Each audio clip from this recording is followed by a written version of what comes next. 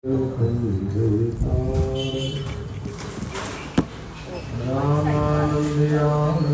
गुरु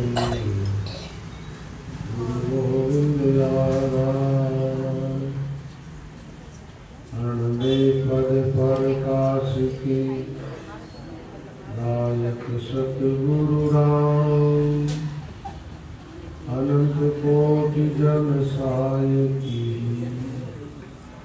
ताई करो प्रणाम।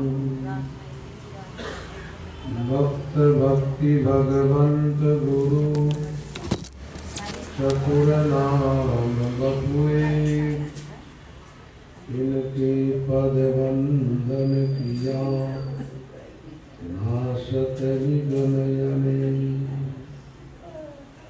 मंगल आदि विचार रहे वस्तु में और अनु हरिजन को जस गावते हरिजन मंगल सब संतन निर्णय कियो मति श्रुति पुराण इतिहास भजवे को दो ईश्वर है के हरिदास। श्री गुरु अग्रदेव यज्ञादयी भगतन को जस गाय भवसागर के तिरण को नाहिन और उपाय।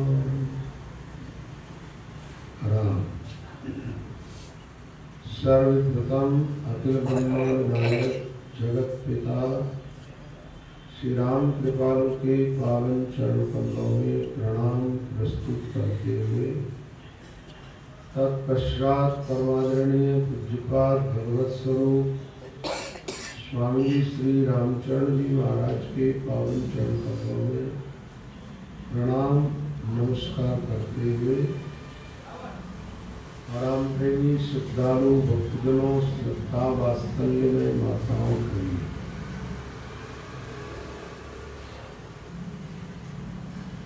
यहाँ पर स्वामी श्री रामचरण जी महाराज की अनुभव वाणी जी के साथ ही आपको वर्तमान की कथा सुनने को मिलेगी। वर्तमान के आरंभ में बड़ी सुंदर बात बताई महापुरुषों ने। नाभाजी ने भक्तमाल का मंगलाचरण करते हुए लिखा है, भक्त भक्ति भगवंत गुरु चतुर नाम बपु एक इनके पद वंदन किया नासत विघ्न अनेक। तो वैसे तो महात्माओं की वाणियों में प्रथम साखी आती है, उसमें 3 की स्तुति है। रमतीर्थ राम जी महाराज, फिर गुरु महाराज और उसके साथ में तीनों काल के संत। यहाँ एक बात और जोड़ दी गई, भक्त भक्ति भगवंत और गुरु। तो भक्त राम जी राम भक्तमाल के मंगलाचरण के अंदर पहले नाम भक्त का लिया गया। किसका? राम जी राम। भक्त के साथ में भक्ति, फिर भगवान, फिर गुरु।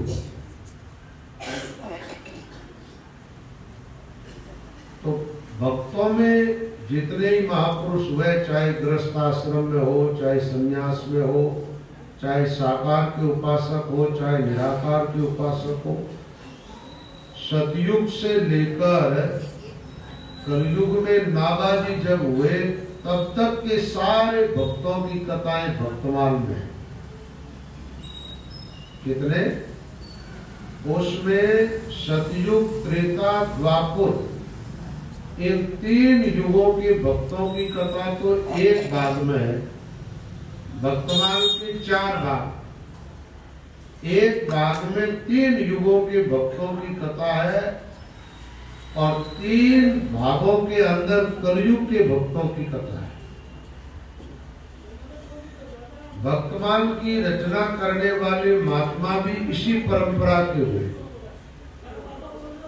ये जो हम रामसनई है ना,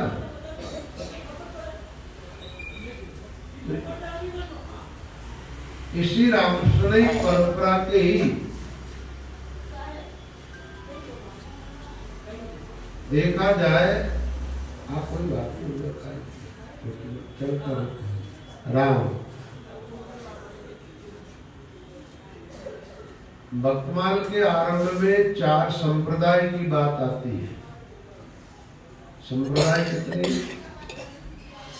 24 प्रथम हरिबपु धरे त्यो चतुर्व्यूह कलयुग प्रगट रामानुज उदार सुदानिधि अवनि कल्प तरु विष्णु स्वामी बोहित सिंधु संसार पार करू मध्वाचार्य मेघ भक्तिसर ऊसर भरिया नीमादित्य आदित्य पूर अज्ञान जो हरिया जन्म करम भागवत धर्म संप्रदाय थापी अगट 24 प्रथम हरिबपु धरे त्यो चतुर्व्यूह कलयुग प्रगट।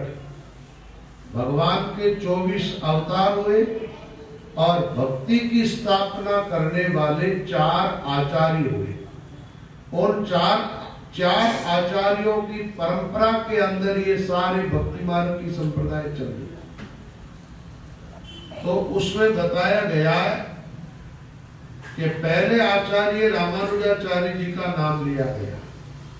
ये स्त्री संप्रदाय के आचार्य हैं। वैसे इस बात को ठीक से आप आरंभ से नारायण से समझे तो और अच्छी समझ में आएगी। भगवान से मंत्र प्रकट हुआ। किससे? सबसे पहले ये राम मंत्र जो है, राम मंत्र हो चाहे नारायण, भगवान का नाम प्रकट हुआ ऐसा मानो। ठीक है? क्योंकि किसी संप्रदाय विशेष का आग्रह लेकर के कोई आदमी भक्तमाल की कथा सुन नहीं सकता।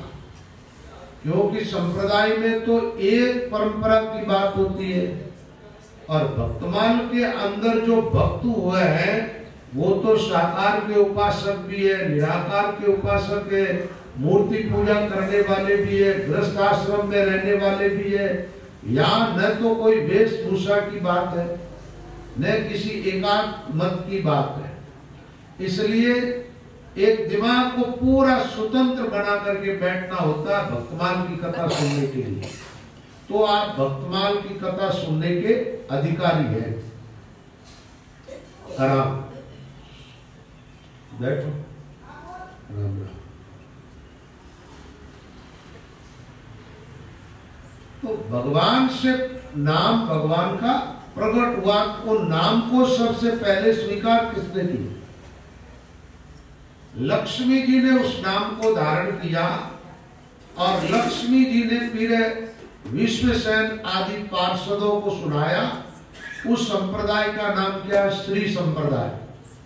श्री संप्रदाय के आचार्य रामानुज और रामानंद, उसी रामानंद की परंपरा में रामसनई आते हैं। रामसनई संप्रदाय जो जैसे 4 संप्रदाय 52 द्वारा ऐसे बोलते हैं ना, उसमें ये कौन सा संप्रदाय है? ये श्री संप्रदाय। इसके अंदर राम की उपासना। श्री संप्रदाय की 2 धाराएं चलती, 2 शाखाएं, 2 परंपरा। तो रामानुज की जो परंपरा है उसमें नारायण नाम का उपदेश होता है। किस मंत्र को लेके चलते हैं? लक्ष्मी नारायण। और यहाँ रामानंद परंपरा है। देखिए आचार्यों के नाम में थोड़ा सा अंतर है। जैसे रामचरण और रामजन, ऐसे ही रामानुज और रामानंद। तो अपनाते रामानंद परंपरा के अंदर इसमें राम मंत्र है और यहाँ की स्त्री जो है वो सीता जी है। ठीक है? तो एक परंपरा ये चली, नारायण से नाम प्रकट हुआ जिसको ब्रह्मा जी ने सुना। किसने? और ब्रह्मा जी ने ग्रहण किया। तो ब्रह्मा जी ने ग्रहण किया। ब्रह्मा जी के जो संप्रदाय चली वो ब्रह्म संप्रदाय। फिर सनकादिकों ने जो उस नाम को ग्रहण किया वो सनकादिक संप्रदाय, और शिव जी ने सबसे पहले ब्रह्मा, शंकर, सनकादिक और श्री जी, इन चारों ने नाम को ग्रहण किया। रमा पद्धति रामानुज, रमा नाम लक्ष्मी का है, लक्ष्मी की पद्धति, श्री जी की पद्धति जो है वो रामानुज और रामानंद हो गए। रमा पद्धति रामानुज और विष्णु स्वामी त्रिपुरा। फिर आचार्य विष्णु स्वामी जी हुए, जो शंकर जी की परंपरा में, शंकर जी ने जो नाम सुना वो परंपरा चली, वहां में आगे जाकर के आचार्य हुए विष्णु स्वामी। रमा पद्धति रामानुज, विष्णु स्वामी त्रिपुरा, निम्बादित्य सनकादिका। निम्बारक संप्रदाय जो है इनका आचार्य सनकादिक है, सनकादिकों से परंपरा चली और फिर आगे आकर के आचार्य हुए निम्बारक। निम्बारक संप्रदाय के अंदर राधा सर्वेश्वर का इष्ट है। और मधुकर गुरुमुखचार, माध्वाचार्य जी जो है वो ब्रह्म संप्रदाय के आचार्य हुए, जिसमें अभी वर्तमान में गौड़ी संप्रदाय, ये जो स्क्वायर वाले हैं ना, ये सब ब्रह्म संप्रदाय, और इनमें आगे आकर के और माध्वाचार्य जी आचार्य हुए। तो चार आचार्यों का नाम पहले तो आपके दिमाग में रहना चाहिए। रामानुज, विष्णु स्वामी, मध्वाचार्य और निम्बारक, ये चार संप्रदाय हुए। अब इन संप्रदायों के अंदर अपन थोड़ी सी जो श्री संप्रदाय के आचार्य हुए, ये नाभाजी ने जो भक्तमाल की रचना की, ये महात्मा किस परंपरा में हुए? ये रामानंद परंपरा के संत थे। रामानंदाचार्य जी के शिष्य थे, जिसका नाम था अनंतानंद जी। अनंतानंद जी के शिष्य हुए कृष्ण पयारी जी। कृष्ण पयारी जी के शिष्य हुए ये कीलदेव जी और अगरदेवाचार्य जी, और अगरदास जी के शिष्य हुए नाभाजी। नाभाजी का दूसरा नाम है नारायण दास जी। और इसी परंपरा में हुए थे प्रेम भूरा जी। प्रेम भूरा जी के शिष्य हुए छोटे नारायण दास जी। छोटे नारायण दास जी के शिष्य हुए संत दास जी, और संत दास जी के चेले कृपाराम जी, कृपाराम जी के रामचरण जी। तो इस परंपरा में नाभाजी कहां पर आते हैं? अगरदेवाचार्य जी के शिष्य है नाभाजी। तो भक्तमाल की कथा सुनने के पहले थोड़ी नाभाजी की कथा आप सुन लो। नाभाजी का जन्म हुआ, नाभाजी का दूसरा नाम है नारायण दास। क्या नाम है? नारायण दास जी। तो नाभाजी जब जन्मे थे तो एकदम गरीब परिवार में इनका जन्म हुआ। ये महात्मा है ना, कहीं भी आ सकते। प्रहलाद, हिरण्यकश्यप जैसे राक्षस के घर जन्म गया। तो जन्म हुआ तो अंधे हुए थे। नाभाजी के आंख के निशान भी नहीं थे, एकदम अंधे जन्मे हुए। दूसरा में इनका इधर जन्म हुआ, इनके पिता की मृत्यु हो गई, और गांव के अंदर लोग गरीबी के कारण, अकाल के कारण, अन्न के बिगर भूखे मर रहे थे। तो इनकी मां इस छोटे से बच्चे को लेकर के घर से निकल गई कि भाई जहां अन्न की व्यवस्था होगी, भोजन पानी की, वहां जाकर के मेहनत मजदूरी करके अपने बच्चे को पालू। अब भूख के मारे चलते चलते जंगल में, जहां पेट में अन्न नहीं है, अन्न जल के बिगर ये शरीर रहता नहीं। कहते उस जंगल के अंदर नाभाजी की मां की मृत्यु हो गई। यहां पर थोड़ा मतभेद है महात्माओं में। कई महात्मा तो कहते हैं कि उससे वो बच्चा जो है संभला नहीं, इसलिए एक पेड़ के नीचे छोड़ के मां चली गई। और कुछ महात्माओं का मत है कि चली गई, यानी ऊपर चली गई, मृत्यु को प्राप्त हो गई। अब ये बच्चा एकदम अनाथ और अंधा, जो इधर उधर जा ही नहीं सकता, तो उस पेड़ के नीचे ये रो रहा था। इधर उसी रास्ते से ये महात्मा आ गए, दो महात्मा, कीलदास जी महाराज और अगरदास जी महाराज। ये विचरण करते हुए वहीं से निकले, एक बच्चे के रोने की आवाज सुनी, तो ये महात्मा लोग वहां उन बच्चे के पास में गए और जाकर के देखा तो संत लोग कहते हैं कि थोड़ी दूर पर इनकी मां मरी पड़ी थी। देखा कि भाई ये बच्चा तो एकदम अनाथ है, इसका तो अब कोई है नहीं। उससे कोई बातचीत की होगा, लेकिन वो छोटा बच्चा क्या बताता। कहते कीलदास जी महाराज बड़े सिद्ध महात्मा थे। वैसे ही अगरदास जी, कीलदास जी, ये परंपरा में एक से एक महान संत हुए। आप देखेंगे इनके गुरु जो है कृष्ण प्यारी जी महाराज, उनके अभी प्रसंग हम सुनाएंगे। अभी देखो भक्तमाल की कथा हम सुनानी आरंभ तो कर दिए, लेकिन अब 2-3 दिन में क्या भक्तमाल कितना क्या सुनाएंगे। भक्तमाल की कथा के लिए कम से कम 2 साल का टाइम चाहिए पूरे भक्तों का चरित्र सुनने के लिए, और इतना टाइम तो मुश्किल है मिलना आराम। तो कीलदास जी महाराज ने अपने कमंडल से जल दिया हाथ में, और राम मंत्र, ये जो आप लोगों को सुनाया गया ना, इस परंपरा का ये सिद्ध मंत्र है। कौन सा? राम नाम तारक मंत्र। वो रामानंदाचार्य जी ने अनंतानंद जी को, फिर कृष्ण प्यारी जी को, फिर कीलदास जी, अगरदास जी को, ये संदास जी, रामचंद्र जी महाराज तक यही मंत्र चल रहा है, आप तक भी वही पहुंचा। ये साधारण मंत्र नहीं है, ये महामंत्र है। कीलदास जी महाराज ने वो जल लेकर के उसके ललाट पर, आंख तो थी नहीं, डाला और उस बच्चे के आंखें आ गई। तो नाभा जी ने आंख खुलते सबसे पहले गुरु का दर्शन किया, जगत का दर्शन नहीं किया। सामने कौन थे? कीलदास जी महाराज और अगरदास जी महाराज।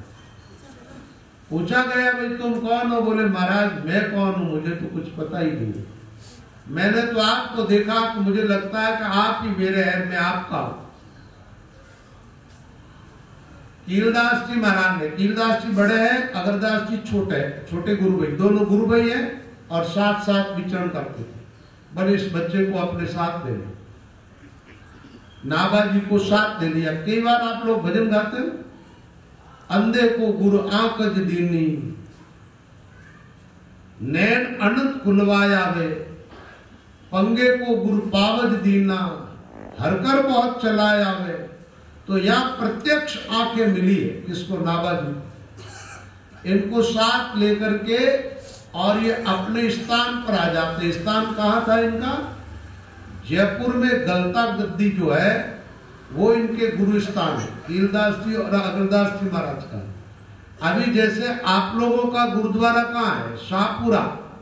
रामचंद्र जी महाराज का गुरुद्वारा उस समय का कहाँ था? दांतड़ा नहीं, दांतड़ा वालों का गुरुद्वारा गलता जी था। और रामचंद्र जी महाराज का जीवन चरित्र आप पढ़ोगे तो उसके अंदर साफ लिखा हुआ है, अपने गुरु महाराज के साथ वहां गए थे मेले, और वहां ज्यादा भीड़ भाड़ के अंदर ही उनको सोया नहीं। तो गुरु से अर्ज की कि महाराज मोक्ष का मार्ग क्या है? तो फिर कृपाराम जी महाराज ने कहा अकेले विचरण करो और भजन करो। फिर रामचंद्र जी महाराज ने अकेले रहने का लाभ बताया वाणी में। रामत एका एक की कैसे साधक एक रंग, 5-7 भेड़ा हुआ पड़े वृत्ति में भंग। ऐसी बहुत सारी बातें वाणी के अंदर आती है। अगरदास जी महाराज लेके आ गए। कीलदास जी महाराज की आज्ञा से अगरदास जी ने उनको अपना शिष्य बनाया। नाभा जी शिष्य अगरदास जी के थे।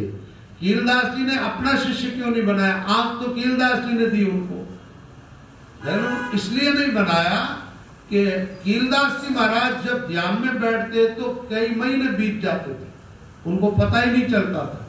ज्यादातर वो भगवान के ध्यान में रहते थे। इसलिए अगरदास जी को आज्ञा दी कि तुम इनको अपना शिष्य बनाओ। अगरदास जी महाराज ने उनको राम मंत्र सुना दिया और कंठी बांध दी, चेला बना दिया और संतों का वेश दे दिया। और कार्य क्या सौंपा? स्थान पर जो भी साधु संत आते, संतों की सेवा का काम सौंपा। आए हुए संतों को भोजन कराना चाहिए और भी उनको आसन वगैरह देना, उस काम में ये लग गए। अब इनका नेम ऐसा था कि संत महात्माओं की पंगत लग जाती, साधु संत सब भोजन कर लेते, उसके बाद भोजन करते, कभी पहले भोजन नहीं करते। और भोजन करने के पहले क्या, संतों की वो पतले होती, उन पर जो जूठन गिरी हुई होती वो चुग लेते थोड़े थोड़े, उसको शीत प्रसादी मान करके और प्रसाद पाते उसमें मिला करके पा लेते। नागाजी को गुरु महाराज ने ऐसी निष्ठा और ऐसा ज्ञान दिया कि एक तो मंदिर में भगवान होते हैं और एक महात्माओं के हृदय के अंदर होते हैं। तो साधु संतों के हृदय में परमात्मा जहाँ प्रकट है, उन महात्माओं का शरीर जो है, उनका जीवन वो एक चलता फिरता भगवान का मंदिर है। उसके भीतर भगवान प्रकट रूप से रहते हैं। वो जो कुछ भी पाते हैं वो भगवान ही पाते हैं। कौन पाते हैं? भगवान। वैसे तो आप लोगों को ये युक्ति ध्यान में नहीं है, ताकि गीता जी के अनुसार तो देखा जाए तो भोजन भगवान ही पाते। कौन पाते? 15वें अध्याय का एक श्लोक है गीता जी में, 15वें अध्याय में देखना, अहम वैश्वानरो भूत्वा प्राणिनां देहमाश्रितः प्राणापान समायुक्त पचामन्नम चतुर्विधम। भगवान अर्जुन से कहते, अर्जुन इन समस्त प्राणियों के भीतर मैं रहता हूं। आप किस रूप में रहते हो? भगवान कहते हैं मैं वैश्वानर अग्नि का रूप धारण करके इनके भीतर रहता हूं। आप भोजन बनाते हो तो चूल्हे पर पकाते हो, आग पर पकाने के बावजूद भी पूरा भोजन आपके पेट में जाकर के और वैश्वानर अग्नि के द्वारा वो पूरा पकता है। और पकने का मतलब पचना होता है। तो वैश्वानर अग्नि का रूप धारण करके मैं सबके भीतर रहता हूं। और ये लोग जो श्वास लेते हैं ना, श्वास में दो गति चलती है, एक प्राण वायु और एक अपान वायु। आप बाहर से श्वास खींचते हो और वो श्वास भीतर की तरफ जा रहा अंदर, उस प्राणवायु को क्या बोलते? अपान। और भीतर से नाभि से उठ करके बाहर जो श्वास छोड़ते हो उसका नाम है प्राण, जिसको प्राण अपान समो कृत्वा ऐसा कहा गया। प्राण और अपान की गति, और उसको श्वास भजन करने वालों ने नाम क्या दिया? श्वास और उश्वास। उश्वास यानी ऊपर उठने वाला श्वास, श्वास यानी भीतर जाने वाला। तो एक श्वास की गति है, वो ही प्राण और अपान की। भगवान कहते हैं प्राण और अपान का रूप धारण करके उस भोजन को मैं ही पचाता हूं। तो जो महापुरुष भजन साधन करके और ध्यान के द्वारा अपने हृदय के अंदर परमात्मा को प्रकट कर लिया, वो भोजन पाते उस समय एक मंत्र बोलते हैं, ब्रह्मार्पणम ब्रह्महवीर ब्रह्माग्नो ब्रह्मणाहुतम ब्रह्मैवतेन गंतव्यम ब्रह्म कर्म समाधिना। इसका भाव यह है कि जो सामने भोजन के पदार्थ है वो भी ब्रह्म रूप है, उस पदार्थ को उठाने वाला हाथ भी ब्रह्म रूप है, जिस मुंह में डालते मुंह का देवता अग्नि है, ये मुंह भी ब्रह्म रूप, यानी सब कुछ ब्रह्म रूप मान करके, और प्राण अपान की गति भी ब्रह्म रूप, वैश्वानर अग्नि भी ब्रह्म रूप, ऐसे वो हवन करते। मान लो क्या करते? भोजन क्या पाते हैं? अपने आप में हवन कर रहे। ऐसे अच्छे भावों से जो भोजन करते हैं वो लोग क्या करते हैं? भोजन करना भी एक ईश्वर की पूजा हो जाती है उनकी। ऐसे महापुरुषों का शीत प्रसाद जो है, झूठा प्रसाद, वो प्रसाद फिर किसका है? वो ठाकुर जी का ही शीत प्रसाद है, राम जी का शीत प्रसाद है, भगवान का ही। वैसे तो राम जी सब जगह है, सब घट मेरा साइया कोई घट खाली नाय, बलियारी उस घट की जिन घट परगट था। तो शीत प्रसाद जी की वाणी के अंदर बड़ी महिमा आती है और कई बार लोग इसको लेकर के समालोचना भी करते हैं कि रामसने साधु अपना झूठा लोगों को खिलाते हैं, जबकि शास्त्रों में झूठा खाना और झूठा खिलाना दोनों निषेध है। यात यामम गतरसम पूति प्रियुषितम च यत् उचिष्टमपि चामेद्यम भोजनम तामस प्रियम। उचिष्ट भोजन जो है तामस भोजन के अंतर्गत आता है, लेकिन उन लोगों को इन भावों के विषय में जानकारी नहीं है। रामस्नेही साधु कोई किसी को झूठा नहीं खिलाते हैं और जो लोग पाते हैं वो उनकी निष्ठा होती है और वो भगवान का ही प्रसाद अपने गुरु को, संतों को साक्षात नारायण स्वरूप समझते हैं, भगवत स्वरूप समझ करके पाते। जब तो वो प्रसाद हो जाता है और सामान्य व्यक्ति समझ करके उसका झूठा खाते हैं तो फिर वो झूठे वाला दोष आ जाता है। किसी भी महात्मा का झूठा खाने के पहले ये सोच लेना है, आपकी नजर में ये सामने बैठा जिसका झूठा खा रहे हो वो भगवान है कि नहीं है, उसको आप ईश्वर मानते हो कि नहीं मानते हो। यदि नहीं मानते हो तो न झूठा खाना चाहिए न उसका चरणामृत लेना चाहिए, और मानते हो तो फिर वो झूठा नहीं है, फिर वो प्रसाद है और चरणामृत है, मृत यानी अमृत है।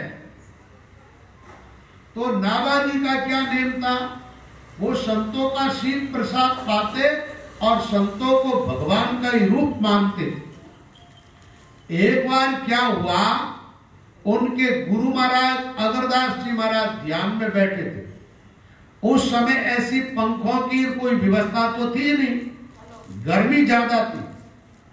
तो गुरुजी के चेहरे पर ऐसे पसीना आ रहा था, तो नाभाजी ने देखा कि इनको गर्मी लग रही है, पीछे जाकर के खड़े हो गए। सेवा में सावधानी बहुत जरूरी है। सेवा करने वाले साधक में ये दक्षता होनी चाहिए, ये चतुराई, ये समझदारी रहनी चाहिए कि हम जिसकी सेवा कर रहे हैं हमारी सेवा से सामने वाले को विक्षेप तो नहीं हो रहा है, वो कोई डिस्टर्ब तो नहीं हो रहा है, उनका ध्यान भंग तो नहीं हो रहा है। इन सारी बातों का ख्याल रख करके सेवा करनी चाहिए। नाभोजी पीछे खड़े हो गए और धीरे धीरे पंखे से हवा कर रहे। तेज हवा करने से गुरुजी का ध्यान भंग हो जाएगा। तो नाभोजी जैसे हवा कर रहे थे और अग्रदेवाचार्य जी भगवान के ध्यान में बैठे थे।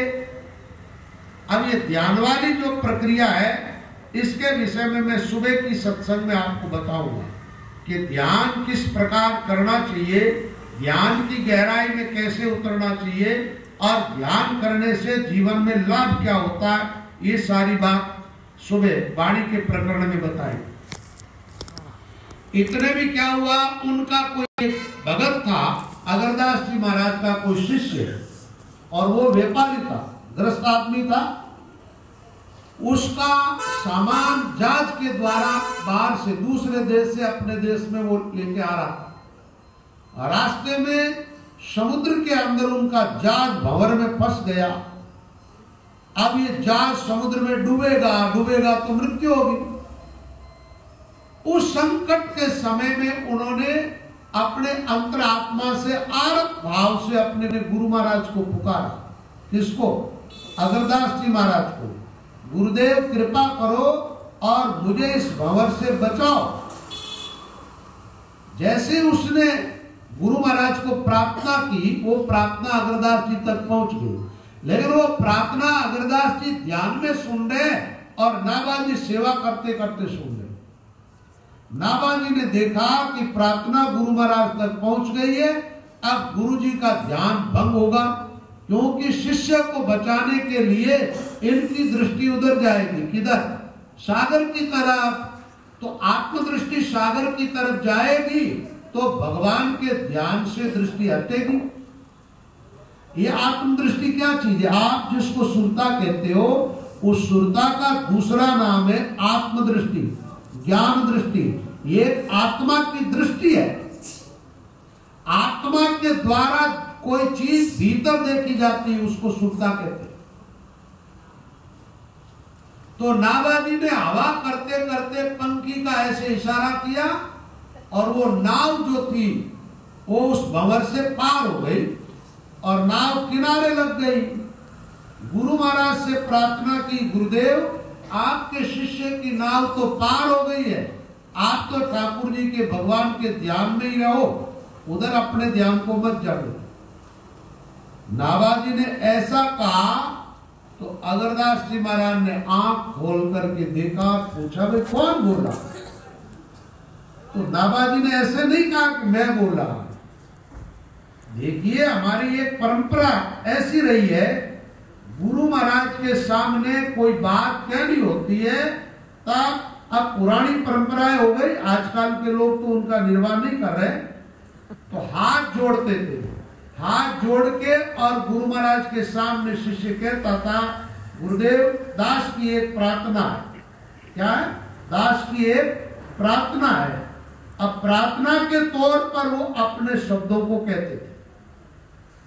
तो कहा कि गुरुदेव आपने जिस दास को शीत प्रसादी देकर के पाला है, बचपन से ही शीत प्रसादी देकर के जिस दास को पाला है, वही आपको अर्ज कर रहा है। तब अगरदास जी महाराज ने कहा, ये इतना बड़ा सिद्ध हो गया मेरा शिष्य, जो मेरे ध्यान की गहराई में पहुंच गया, बाहर खड़ा है, हाथ में पंखी है, सेवा कार्य कर रहा। और गुरु महाराज जहां परमात्मा, एक बात है, ध्यान कैसे होता है? ध्यान जब इंद्रियों की सारी क्रियाएं रुक जाती है, अंतःकरण से परे जो आत्मा है, उस आत्मा के द्वारा परमात्मा का ध्यान किया जाता है।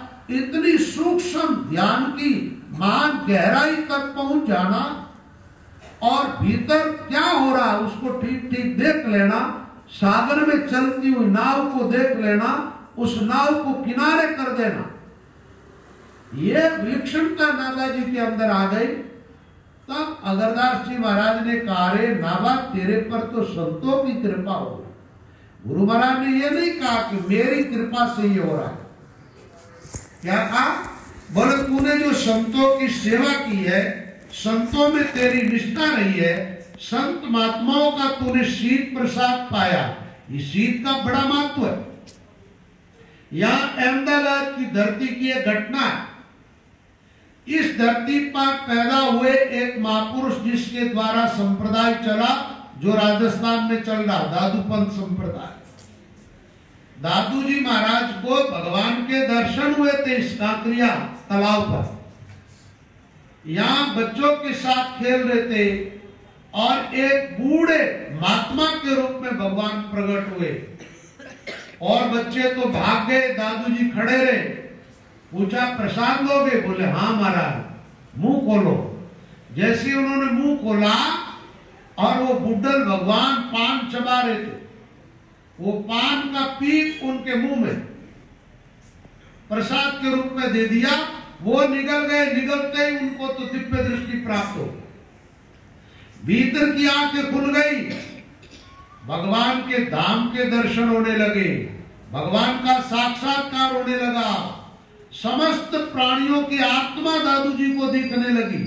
दादू साधारण महात्मा नहीं हुए, दादू जी का शरीर नहीं छूटा है, जैसे मीराबाई का शरीर नहीं छूटा था ना। दादू जी ने जब शरीर त्यागने का समय आया तो एक पालकी में बैठ गए, कोई सेवक पालकी बना करके लाया, उस पालकी में बैठे। उसके दादू जी महाराज के साथ में 100 शिष्य वहां बैठे थे। वो पालकी अपने आप उठती है और एक गुफा की तरफ जाने लगी। पीछे पीछे शिष्य सब उठ गए, अधर हो गए, पालकी अधर हुई और 100 शिष्य उनके पीछे पीछे चलते चलते अधर में ही अंतर्ध्यान हो गए। उस गुफा में प्रवेश किया, वापस नहीं लौटे। ऐसे दिव्य दादू जी के बारे में क्या तक उनकी महिमा बताई जाए, अनंत महिमा उस महापुरुष की।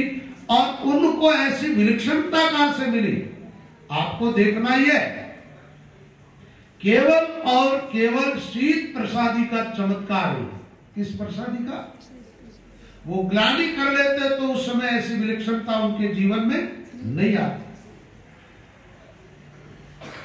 नागा जी के लिए गुरु महाराज ने कहा, संत कृपा तेरे ऊपर हुई है, इसलिए तुम एक काम करो, भगवान की महिमा बहुत महात्माओं ने गाई। उसके पहले पुराणों की रचना हो गई थी। हर पुराण में अवतारों की महिमा है, भगवान की महिमा है। और कितने महात्मा हुए जिन्होंने राम की महिमा की है, कृष्ण की है, साकार निराकार सब रूप में भगवान की महिमा गाई। अगरदास जी महाराज ने कहा कि संतों की महिमा इतनी नहीं गाई किसी ने, तो तुम एक काम करो कि नागा भक्तमाल की रचना करो। नागा जी ने कहा, गुरुदेव भगत कोई सतयुग में हुआ, कोई त्रेता युग में, कोई द्वापुर में, कलयुग में, और भक्तों की उपासना की पद्धति सबकी अलग अलग रही है। मैं तो एक तुच्छ बालक हूं, आपके चरणों का दास।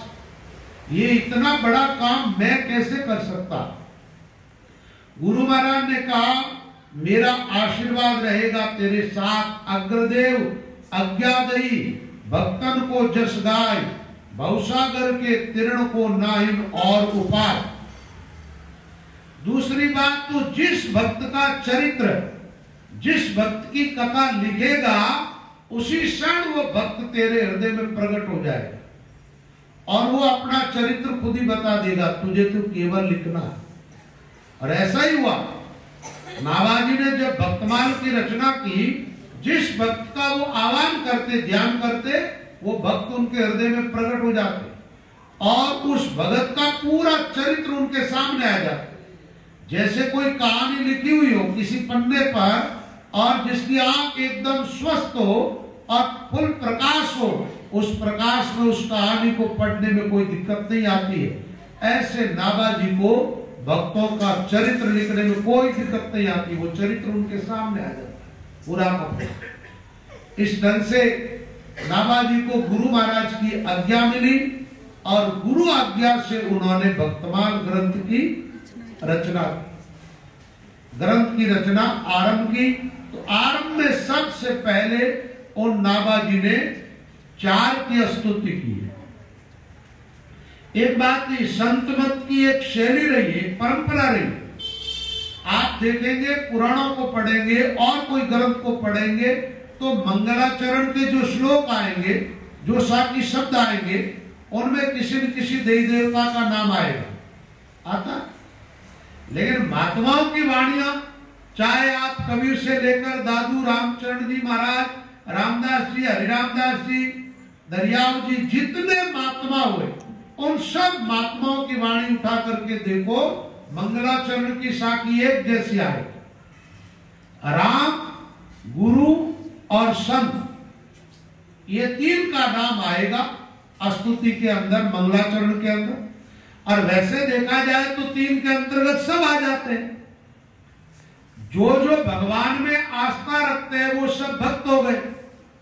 एक तो भगवान तो है ही, वो सर्वशक्तिमान है।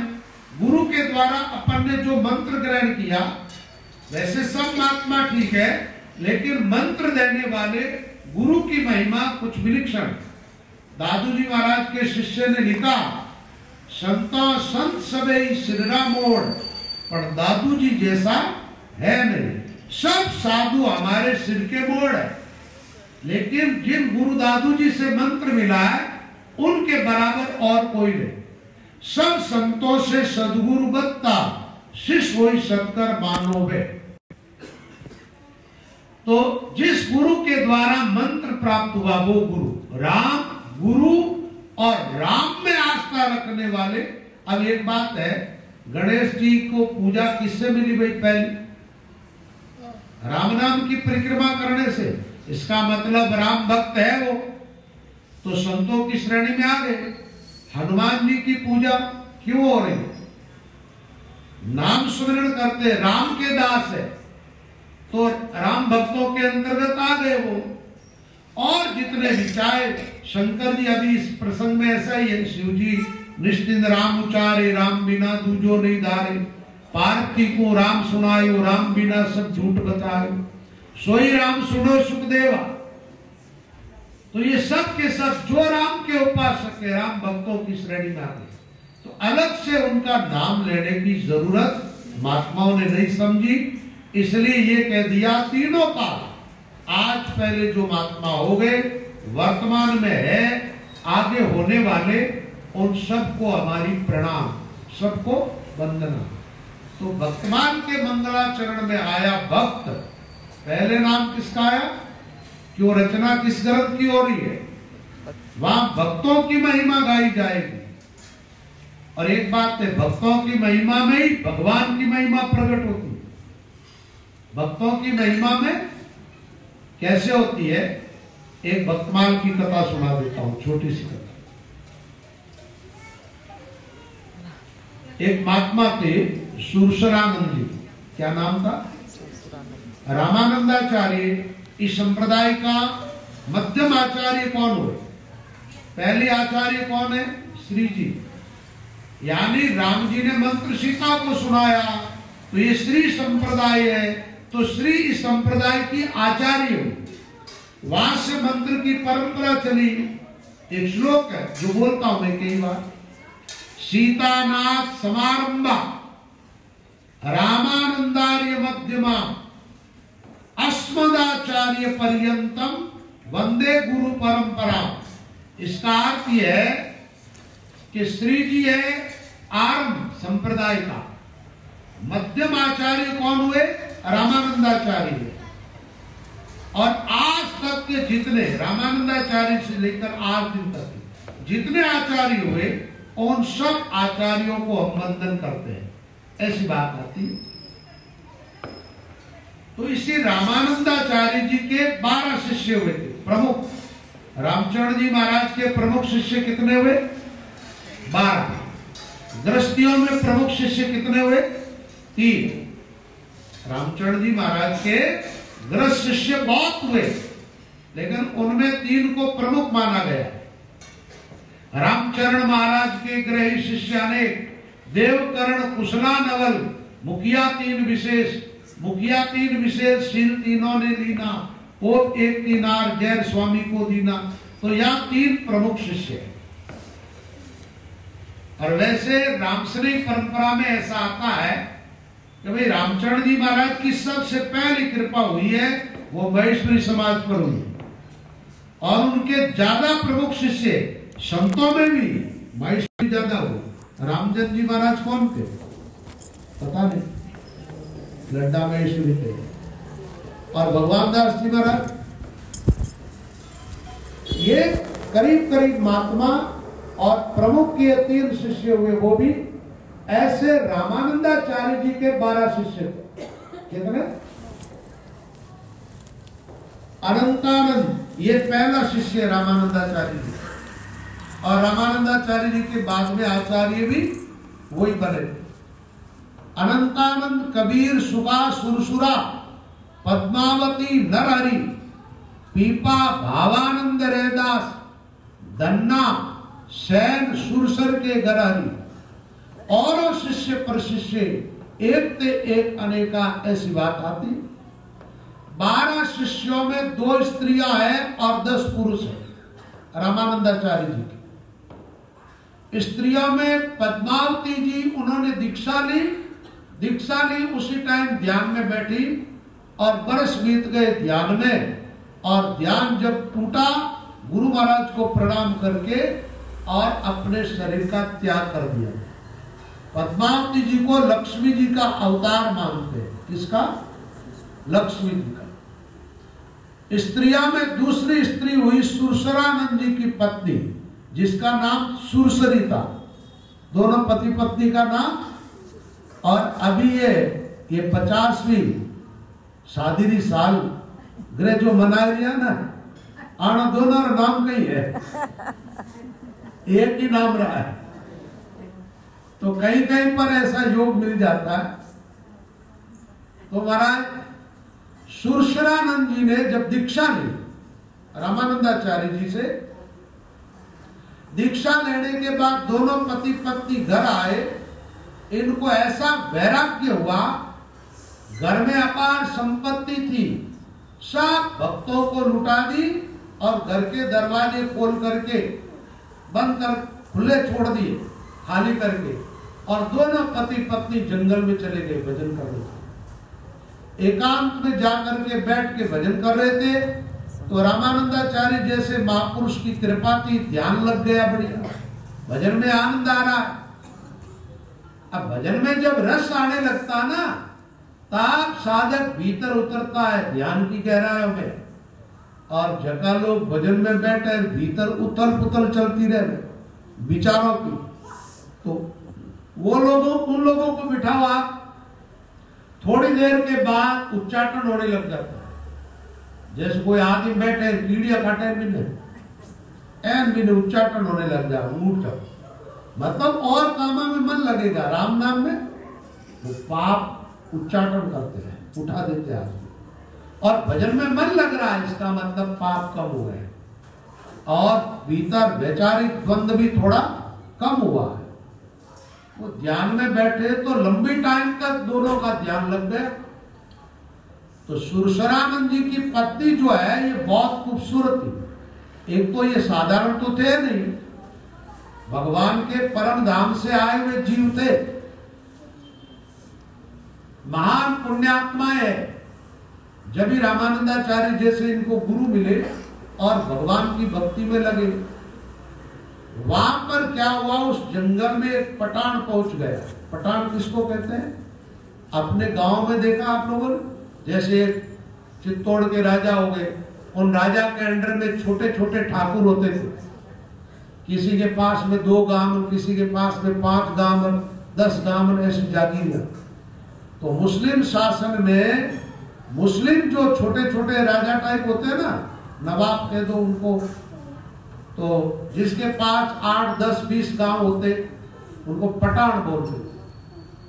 उस पठान के पास में थोड़ी सी सेना की टुकड़ी थी, वो वहां से निकला, विचार कह रहे इस बाबा के पास ऐसी खूबसूरत स्त्री क्या कर रही, उठा लो इसको अपनी पत्नी बनाए। तो वो वहां पहुंचा, वो तो ध्यान में बैठे, उनको पता ही नहीं एक बार क्या हो रहा।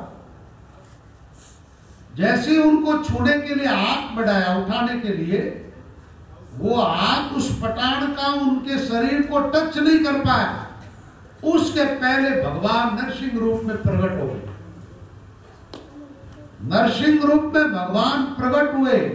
भक्तमाल में ये कथा है, महासती सत ओपमा त्यू सत सुरसरी को रहो, अति उदार दंपति त्याग्रह वन को गवने, अचरज भयोते एक संत सुनी होई जन विमने, बैठे हुते एकांत आय असुरन दुख दीनो, सुमेरे सारंग पाण रूप नर हरि को कीनो, सुरसरानंद की गरणी को सतराक्यो नरसिंह जयो, महासती सत ओपमा त्यू सत सुरसरी को रहे।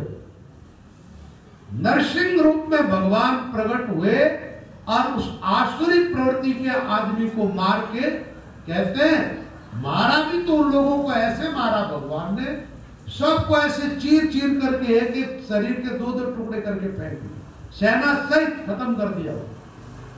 जब वो कोलाहल मचा मरने वालों का, उस समय आंख खुली और देखा जहां एकदम जंगल शांत जगह थी, एक छोटी सी नदी बह रही है, पास में से पर्वत से झरना गिर रहा है, ऐसी शांत जगह जिसके अंदर आंख खोल के देखा तो लाशें लाशें पड़ी है। अरे ये कैसे हो गया? भगवान ने कहा ये मैंने किया और तुम्हारे लिए, तुम्हारी रक्षा के लिए। तो अपने भक्तों का भगवान कभी अनिष्ट नहीं होने देते हैं, लेकिन भक्तों के मन में भरोसा तो होना चाहिए। विश्वास ही नहीं है, थोड़ी सी प्रतिकूल परिस्थिति आती है, आदमी पता नहीं कितने देवी देवताओं की तरफ भागने लग जाता। उस समय धैर्य रखना चाहिए। प्रतिकूल परिस्थिति में जो धैर्य नहीं होता है वो आदमी अपने धर्म में निष्ठा रख पाता है। आप बोलते हो कई बार, धीरज, धर्म, मित्र और नारी आपद काल पर किए चाहे। थोड़ी सी प्रतिकूलता आती है, दूरी बना लेते हैं, समझ लेना ये कोई मित्र नहीं है। क्या धैर्य मतलब धर्म, धीरज, धर्म, मित्र और नारी। महाराज पति के पास अनाप शनाप संपत्ति है, स्त्रियां इतनी पति पर धर्म का दिखावा करती, पूछो मत। और जैसे तकलीफ आती है उस समय 50 बातें सुनाने लग जाती है, तो वो बातें ठीक नहीं है। तो जीवन में एक दृढ़ निश्चय होना चाहिए और ईश्वर के उपासकों का कभी अनिष्ट होता ही नहीं है। प्रतिकूलताओं से घबराओ मत, जो आती है वो चली जाती है, हमेशा नहीं रहती। अभी जैसे सर्दी का मौसम है, राजस्थान में भयंकर ठंड पड़ रही है, तो ये हमेशा ठंड पड़ेगी? बदलेगी, गर्मी आ जाएगी थोड़े दिन बाद में। गर्मी कौन सी रहेगी? वर्षा ऋतु आ जाएगी। जैसे ऋतु चेंज होती है, शरीर की अवस्थाएं चेंज होती है, ऐसे अनुकूलताएं प्रतिकूलताएं चेंज होती रहती है। और जीवन एक रस किसी का नहीं चलता, किसी का भी। इस धरती पर तो भगवान भी आए हैं ना, तो भी प्रतिकूलताओं का सामना उनको भी करना पड़ा, इसलिए घबराना नहीं चाहिए। निश्चय पक्का रखो। निश्चय किसका पक्का रखे? मैं किसी मत, पंथ, संप्रदाय विशेष की बात नहीं कर रहा हूं। ईश्वर के प्रति निष्ठावान रहो। किसके प्रति? परमात्मा के प्रति। और भगवान ही साथ देता है प्रतिकूलता में। तो भगवान कहते हैं सेवक की सेवा करे, दादूवाणी का शब्द है। सेवक की सेवा करे, सेवक की प्रतिपा, सेवक की 12 चढ़े दादू दीन दयाल। अपने सेवक की रक्षा करते, सेवक के लिए राम की लड़ाई लड़ने को भी तैयार हो जाते। हुआ ना, सुरसरानंद की गरणी की रक्षा की नरसिंह रूप में। अरे भाई, नरसिंह रूप तो भगवान ने सतयुग के एंड में धारण किया था प्रहलाद के लिए। उस रूप में कलयुग में प्रकट हो गए राम जी। कलयुग में जल्दी भगवान मदद करते हैं, क्योंकि ज्यादा परीक्षा नहीं लेते थे। जयमल जी का प्रसंग आता, मेड़ता नागा जी ने, जयमल जी आदि का प्रसंग आया ना, तो मेड़ता की उपमा मथुरा से दी। 7 पुरी है मोक्षदायिनी। भगवान के भक्त उन पुरियों में निवास करते हैं और वहां शरीर छोड़ते हैं तो मोक्ष हो जाती है। उन 7 पुरियों में मथुरा है एक। मथुरा, माया, कांची, अवंतिकापुरी, अयोध्या, ये जो पुरिया है ना, तो मथुरा मेड़ता में क्या हुआ है? मीराबाई हुए उच्च कोटि के भक्त। मीराबाई के पहले जयमल जी भक्त हुए। मीराबाई के पहले जयमल जी भक्त हुए। और मेड़ता कुछ नगरी ऐसी है, अपने मुरलीराम जी महाराज का ये जो है ना, ये बोरना वाले सब, ये मुरलीराम जी महाराज की परंपरा को मानने वाले ग्रस्त। हाँ, बात किसकी? आजकल एक बड़ा झंझट चल रहा है। कई बार लोग क्या कानाफूसी करते रहते, आपस में राम से नहीं चर्चा करते। उसकी जय नहीं बोली, वो महात्मा बहुत जय नहीं बोली आचार्य श्री की। ये तुम लोगों की मूर्खता की रक्षा। आप लोगों को पता ही नहीं संप्रदाय की परंपराओं का। रामश्रेयी परंपरा के अंतर्गत 2 तरह की शाखाएं चलती है, खालसा और एक थांबायती। थांबायतियों की परंपरा अलग है, खालसा की परंपरा अलग है। खालसा परंपरा वो है जो आचार्य के अंडर में जो स्थान आते हैं, जो गादीपति हुए जितने, उन गादीपतियों की जो परंपरा चल रही है संप्रदाय में, वो परंपरा खालसा कहलाती है। और रामचंद्र जी महाराज के शिष्य हुए प्रमुख। उन शिष्यों की जो परंपरा चलती है वो थामायती परंपरा। थामायती परंपरा में जय बोलते जब पहले रामचंद्र जी महाराज की बोलते हैं, और उसके बाद थामायती जो संत हुए उन संतों की जय बोली जाती है। और उसमें आचार्य उस समय मौजूद होते, थामायती स्थानों में गए हुए, तो थामायती साधु आचार्य की जय बोलते। आचार्य की गैर मौजूदगी में थामायती परंपराओं में कोई रामद्वारा में आचार्य की जय नहीं बोलते। आचार्यों की जय खालसा के जितने रामद्वारे, वहां चाहे आचार्य हो चाहे न हो, थामायतियों की ऐसी परंपरा है। रामचरण जी महाराज के बाद वर्तमान का जो आचार्य होता है, जिस समय गादी पर, उसकी जय बोली जाती है। ये इस प्रकार की परंपरा है। ये थोड़ा सा मैंने इसलिए बता दिया, कई संतों पर ऐसी बात उठती है, फलाना सा, अरे साधुओं स्वभाव में ये थोड़ा ही, साधुओं का तो जो उनकी परंपरा है। और जैसे क्या होता है, जय तो राम जी की बोल दो, गुरु महाराज की, सब संतों की, उसमें सब आ गए, बोलो राम। ये ज्यादा बातें नहीं करें, अब अपने मूल प्रसंग पर आ जाए। तो मुरली राम जी महाराज का जन्म कहाँ हुआ? मेड़ता में हुआ, मेड़ता के अग्रवाल को। एक बार आप रोज वाणी सुनते और वैराग नहीं होता, और भजन में आनाकानी करते रहते हो। रामचरण जी, मुरली राम जी महाराज भिलवाड़े गए कुछ व्यापार के हिसाब से, और वहां नवल राम जी महाराज की वाणी का पाठ कर रहे। रामचरण जी महाराज मौजूद थे उस समय नवल राम जी महाराज वाणी की रचना हो गई थी। तो रामचरण जी महाराज के वाणी में चेतावनी ग्रंथ है, उस चेतावनी ग्रंथ का पाठ कर रहे थे। मुरली राम जी महाराज ने बैठ करके सुना, एक बार पाठ सुना, वैराग्य हो गए, बोले इस महापुरुष से मुझे मिलना। फिर मिले, दर्शन किए और संत बन गए। उसी मेड़ता के अंदर रैण परंपरा में एक संत हुए, जिनका नाम था सुखराम जी महाराज। वो रामचौकी वाले सुखराम जी अलग है। मेड़ता में जो सुखराम जी हुए वो दरियाव जी के चेले हुए। दरियाव जी महाराज का धाम मेड़ता से 10-15 किलोमीटर दूर रैण धाम है। तो वो एक लोहार जाति से संत हुए। ऐसे दिव्य महात्मा हुए, वो भजन करते ना, तो आदमी को नींद आती भजन करते जो। तो पिंजरा बनाए लोग का, अंदर की तरफ भाला रखे, अब आदमी नीचे झुके तो भाले की लगे, इधर उधर एकदम सीधे बैठ करके ऐसी कठोरता से उन्होंने साधना की।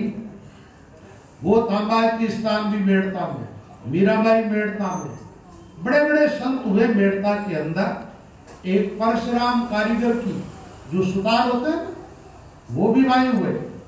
मेड़ता के पास में 3 किलोमीटर दूर कदरू गांव है, गांव का। तो इन सब महात्माओं की वर्तमान में कथाओं के कारण नाबाजी ने लिखा, लघु मथुरा मेड़ता भगत अति जयमल पुष।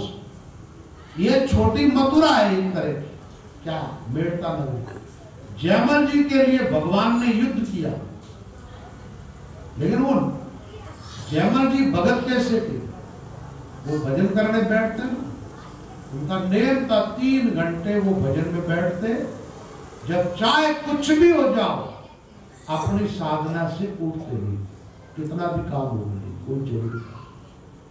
उस समय एक दूसरे राजा ने उनके नगर को घेर लिया, उनके राज्य को छीनना चाहता था।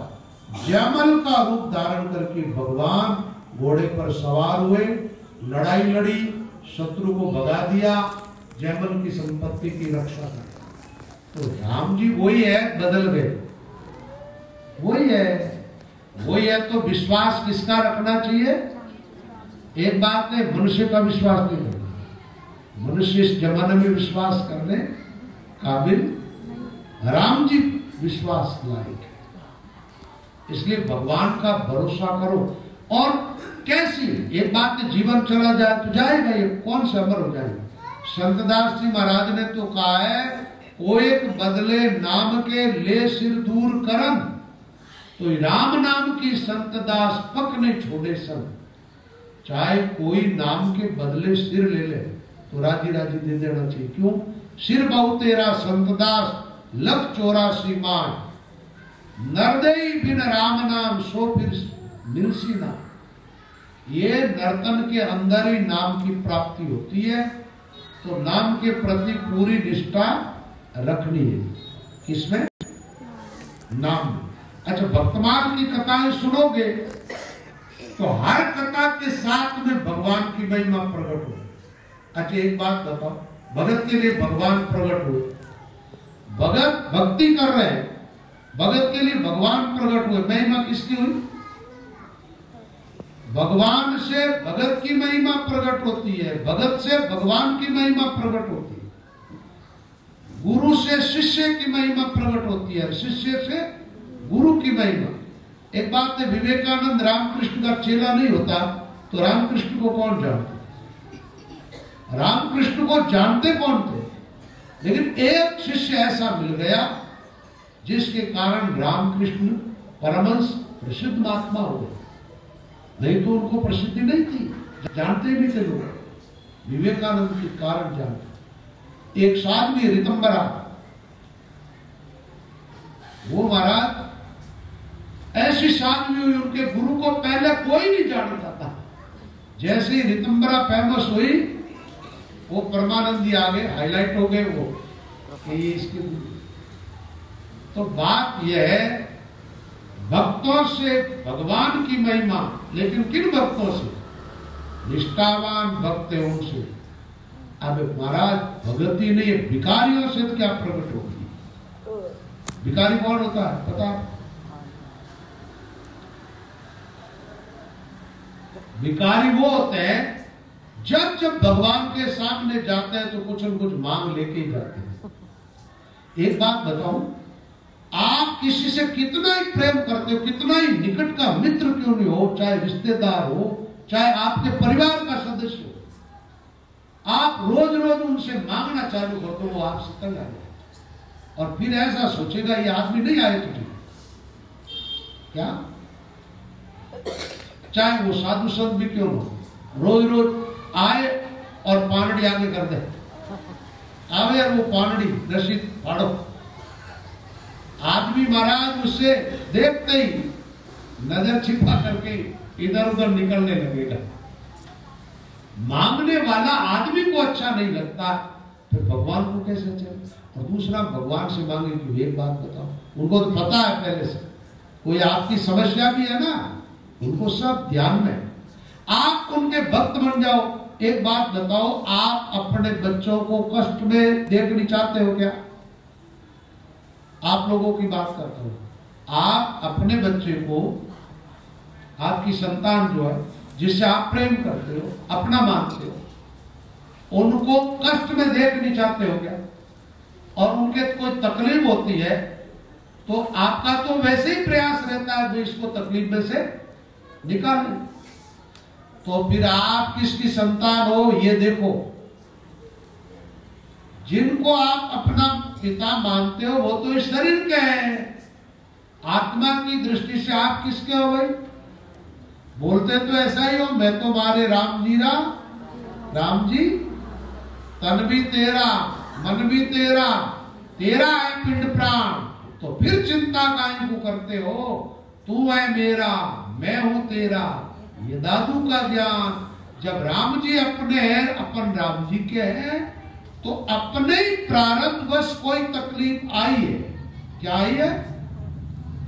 और शरणागत हो तो आने वाली कुछ ज्यादा थी, थोड़ी सी आकर के टल जाती है और प्रारब्ध भोगान हो जाता है।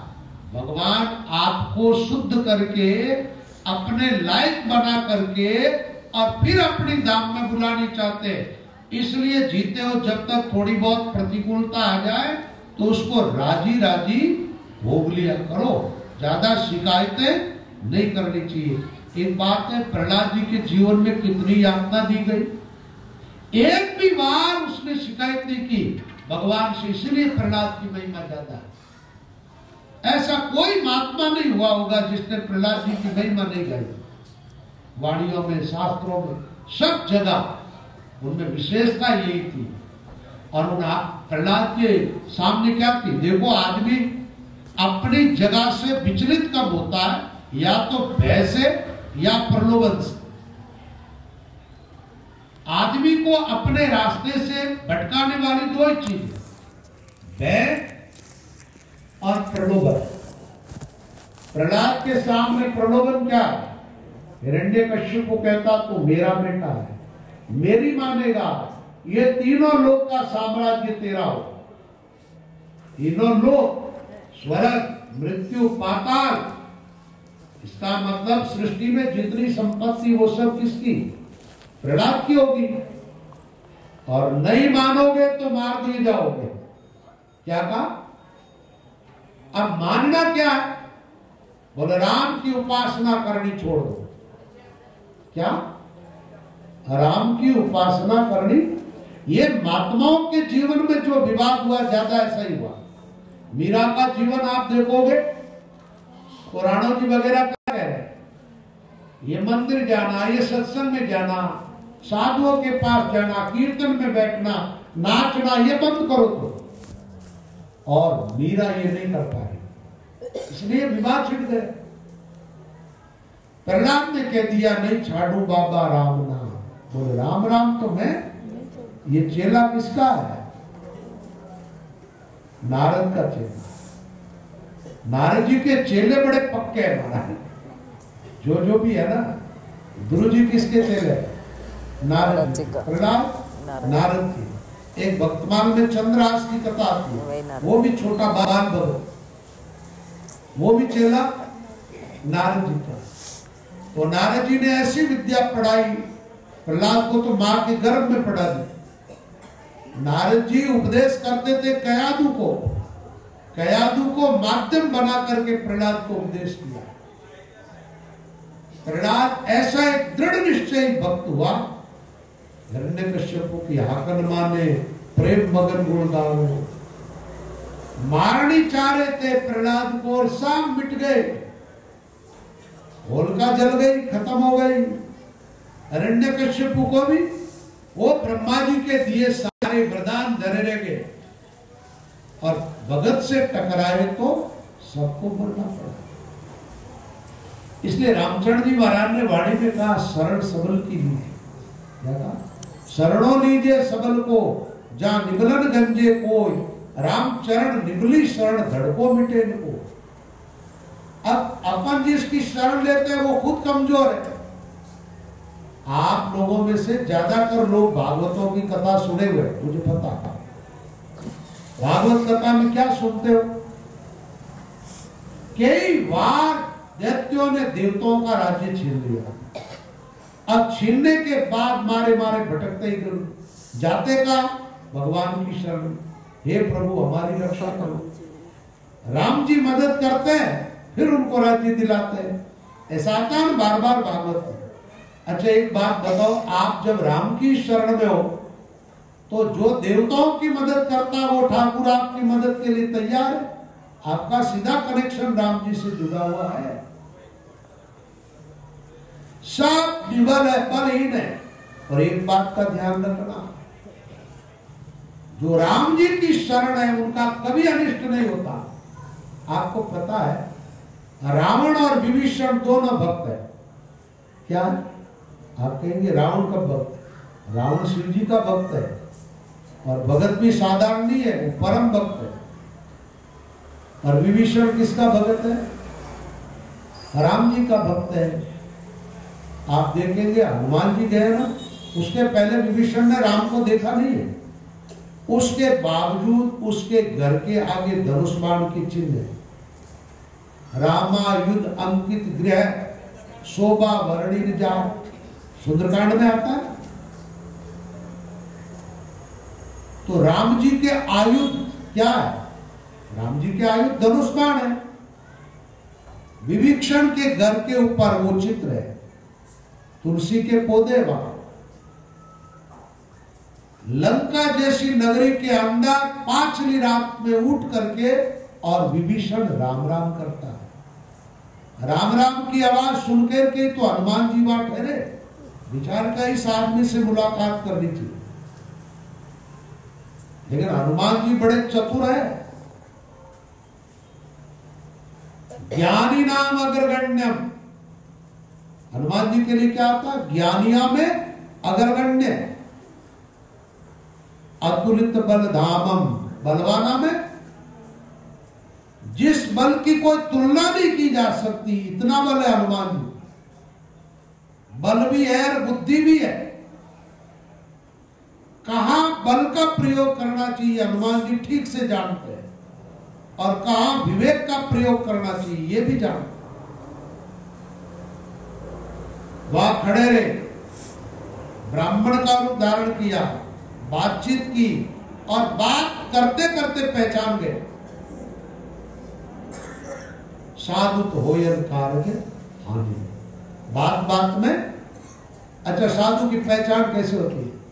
साधु शब्दा पर किए, भीड़ पड़ा घरना, सूरा जद ही पर किए, रणबाजे तरवार। सूरवीर की परीक्षा होती है युद्ध मैदान में, स्त्री की परीक्षा होती है तकलीफ के दिनों में, और साधु शब्दा, साधु भीतर से क्या है उनकी वाणी के द्वारा वो प्रकट होता है, बोलता है साधु जब पहचानते हैं कि कितनी गहराई में, उनके वचनों से पता चलता है। तो विभीषण किसकी शरण में, भाई किसका भक्त है? राम जी का। उसको निकाल दिया गया लंका से, राम जी की शरण में है। युद्ध मैदान में कई बार रावण के बेटे आदि ने ऐसा प्रयास किया किसको खत्म कर देना चाहिए, किसको, लेकिन रक्षक कौन है उसका? राम जी। इतने बड़े शक्तिशाली रावण को मिटना पड़ा, और विभीषण बड़ा लंका का राजा, किसकी कृपा से? उस राम की शरण लोगे तो लोक और परलोक दोनों सुधरेगा। बाली इतना बलवान महाराज, रावण को भी दबोच लिया था जिसने, जिसके सामने जाए तो सामने वाले की आदि शक्ति उसमें आ जाती थी। उस बाली को मिटा करके राजा किसको बना दिया? राम जी। एक डरपोक कायर सुग्रीव को। और इन लोगों के आप सोचते होंगे कोई करतूत बढ़िया थी इसलिए बनाए, नहीं, रामायण में साफ लिखा हुआ, सोई करतूत विभीषण के लिए, सपने सोन राम ये रावण ने किया, वही काम विभीषण ने किया। क्या किया? रावण के मरने के बाद विभीषण ने रावण की पत्नी को अपनी पत्नी बनाया। बलवान है, सम्राट बन गए, सब सत्ता उनके हाथ में है। और सुग्रीव ने भी वही काम किया था, लेकिन राम जी ने कभी उनके दोषों की तरफ देखा ही नहीं, अनदेखा कर दिया। भगवान कहते हैं मैं मेरे भक्तों की कमजोरी नहीं देखता हूं, मैं उनके भावों को देखता हूं, उनकी निष्ठा को देखता हूं। आप लोग भी कई बार विचार ऐसा भी कर सकते हैं, क्योंकि कोई आदमी संसार में सर्वगुण संपन्न और जैसा महापुरुषों के लक्षण बताए वो किसी में घटित होता नहीं पूरा। तब अपन क्या करते हैं? कमजोर पड़ जाते हैं कि हम तो ऐसे भक्त है नहीं, हमने तो इतना भजन किया नहीं, हमारे में तो ये विशेषताएं है नहीं। अरे विशेषताएं आप में नहीं है, आप जिसकी उपासना करते उसमें है। राम चरण मन ये विचारी, गुण सागर में शरण तुम्हारी। गुणों के सागर कौन है? राम जी। जितने राम के निकट जाओगे राम के गुण आप में आते जाएंगे, निकट जाओगे तब ना। एक बात है, ठंड लग रही है, यहां तो है नहीं, लेकिन अभी राजस्थान में चले जाओ, ठंड लगती है तो आप जैसे जैसे आग के निकट जाओगे ठंड आपसे दूरी बनाएगी और उष्णता आपके शरीर में आने लगेगी। आपके जितने निकट जाओगे ऐसे सुमिरन करते हुए भावों से निष्ठा के साथ भगवान के जितने भक्त बनोगे, जितने ईश्वर के निकट जाओगे, ईश्वरीय गुण आपके अंदर अवतरित होते जाएंगे। और आप सोचे कि भजन साधन करेगी, बढ़िया निष्ठावान भक्त बन जाओ, पच भजन करो, कभी नहीं बन पाओगे, कभी नहीं बन पाओगे। इसलिए जैसे हो, एक बात बताओ, छोटा बच्चा होता है, आप सबको पता है, छोटा बच्चा होता है ना, वो अपनी माँ के पास में जाता है जब ये नहीं देखता कि अभी अभी तो मैंने, वो क्या कहते हैं, नेकर मारवाड़ी भाषा, दूसरा नाम जंगड़ी, अंडरवेयर बच्चों के पहनने को, उसमें सुसु कर दिया हो, अब कैसे जाओ गीला कपड़ा माँ के पास, बच्चा नहीं देखता, वो जैसा है, नाक में से सेड़ा आ रहा है, रेत से भरा हुआ है, कैसा जैसा भागता हुआ जाएगा एकदम मां की गोद में। ये मां की जिम्मेदारी है कि वो कुछ मिट्टी हिट्टी शरीर के लग गई है या कपड़े गंदे हो गए, मां अपनी जिम्मेदारी निभाती है, वो कपड़ा बदलती है, बच्चों को स्नान भी करवाती है और एकदम टिप टॉप कर देती है। तो भाई बच्चा तो जैसा है वैसा, अब बच्चे बन करके भगवान की शरण में जाओ तो आप जैसे भी हो वैसे ठीक हो किसके, किसके हो, ईश्वर अंश जीव। अच्छा, ये बात जीव की तरफ से कही गई, भगवान इसको स्वीकार करते हैं? कहां पे? भगवान की वाणी पढ़ो, भगवान की वाणी कौन सी है? गीता। भगवान क्या कह रहे? ममैवांशो, 15वें अध्याय का 7वां श्लोक देखना, ममैवांशो जीवलोके जीवभूत सनातन, ये प्राणियों के भीतर जो जीवात्मा वो मेरा अंश है। भगवान क्या कहते हैं? मेरा अंश। इसका मतलब क्या हुआ?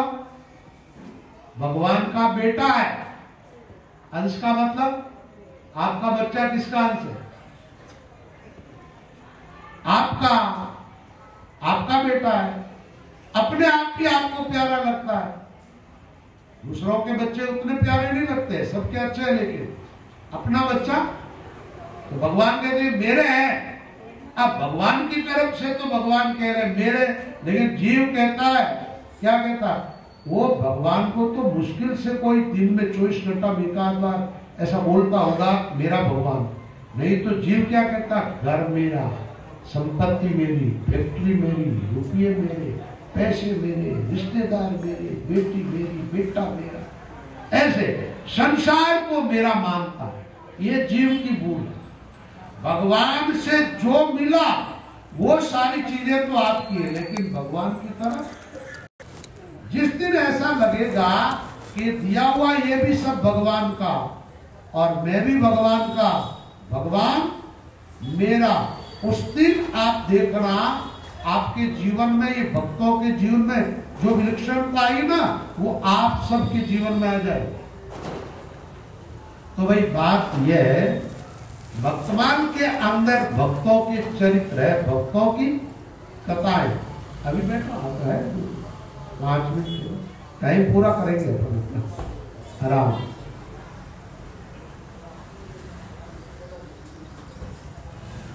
भक्त भक्ति भगवंत गुरु चतुर नाम बपुए। अच्छा एक बात बताओ, ये जितने भक्त हुए ना, इन्होंने भक्ति के अंदर भक्ति की ना, तो भक्ति में सबसे ज्यादा क्या करना चाहिए भक्ति करने वालों को? भक्ति का अर्थ तो होता है प्रेम। क्या होता है? प्रेम। जो प्रेम हम संसार से कर रहे हैं वो प्रेम किससे करना चाहिए? राम कृष्ण। देखो एक तो होता है भक्ति का अंग, ये बातें मैं कई बार सत्संग बता चुका हूं, लेकिन दोहरा दूंगा। भक्ति के अंग कितने हैं? 9।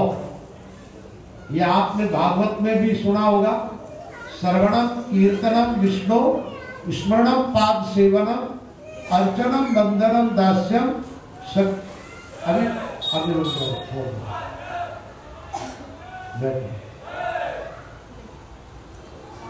श्रवणम कीर्तनम विष्णु स्मरणम पाद सेवनम अर्चनम बंदनम दास्यम सत्यम आत्मनिवेदनम। ये क्या है? ये भक्ति का स्वरूप नहीं है। ये क्या? भक्ति के अंग है। अच्छा, अंग में और स्वरूप में अंतर क्या? अंतर है एक तो आप अपने आप को देखो, मैं हर बात आप पर ही घटित करता हूं, अपने आप पर ही, जिससे बात आराम से समझ में आ जाए। आपके शरीर के तो है अंग, क्या है? अंग, आंख, नाक, कान, हाथ, पैर, और सब अंगों का अपने आप में महत्व है। भाई आंख नहीं हो तो देखोगे कैसे? कान नहीं हो तो सुनोगे कैसे? हाथ नहीं हो तो दैर लेन का काम कैसे करोगे? पैर नहीं होगा तो चलोगे कैसे? तो सब अंगों का अपने आप में महत्व है। ऐसे भक्ति के अंदर श्रवण, पहली भगवान की महिमा सुनोगे ही नहीं तो निष्ठा कैसे बनेगी? अब सुन लिया तो सुनने से काम थोड़ा ही चलेगा। भगवान नाम का कीर्तन करो, ये भजन गाना, महापुरुषों की वाणियों का पाठ करना, ये सब कीर्तन के अंतर्गत आता है। किसी भगवान के विशेष नाम को लेकर के लयबंद संगीत के साथ उसको गाना, ये क्या आता? और लयबंद सुमिरन करना, भगवान की स्मृति बनी रहे और श्वास श्वास राम नाम का सुमिरन करना, ये सुमिरन भक्ति हो गई। अर्चन बंदन, ऐसे ही भगवान का पूजन करो, भगवान को प्रणाम करो, भगवान के प्रति दास्य भाव रखो, भगवान के प्रति मैत्री भाव रखो, भगवान के चरणों में अपना सर्वस्व समर्पित कर दो, ये सारे अंग है। और भक्ति का स्वरूप क्या है? बोले भक्ति का स्वरूप है प्रेम। ये सारी चीजें, आप पूर्ण प्रेम से सत्संग नहीं सुनोगे तो सत्संग की बातें आपके हृदय में नहीं बैठेगी। प्रेम नहीं होगा, आप भगवान के नाम का जप करोगे, आपको रस नहीं आएगा। जो रस आना चाहिए वो नहीं आएगा। महात्माओं ने कहा है, राम राम मुख सुखे शिकल विकल होई मन, स्वागन आवे प्रेम जी कोरो चाबिया अन्न, प्रेम बिना सुखराम के राम गाय महागाय, और जाग्यो प्रेम नेम रहे नहीं पाई राम धाम घटमाई। जब प्रेम प्रकट हो जाएगा फिर नेम की जरूरत नहीं रहेगी, फिर तो राम जी का धाम प्रकट हो जाएगा। कहां? पाई राम धाम घटमाई। राम जहाँ रहता है वहीं तो राम का धाम है, और घट में राम जी है तो राम का धाम आपकी घट में है। तो भक्ति का स्वरूप क्या भाई? प्रेम। प्रेम पूर्वक भगवत नाम का सुमिरन करो, भगवान के प्रति निष्ठा रखो, और भक्तमाल की कथा सुनने से प्रेम प्रकट होता है। भक्तों का चरित्र सुनने से जीवन में भगवान के प्रति निष्ठा बनती है। तो सज्जनों, बात यह है, निष्ठावान होकर के भगवान नाम का सुमिरन करना है। और भक्तमाल की कथा में आगे जो भी प्रसंग होगा वो कल की सत्संग में आपको सुनाएंगे। कल सुबह जो है, सुबह तो वाणी जी का सत्संग होगा और शाम को हुई भक्तमाल की कथा। अब थोड़ी देर के लिए आप सब भाई बहन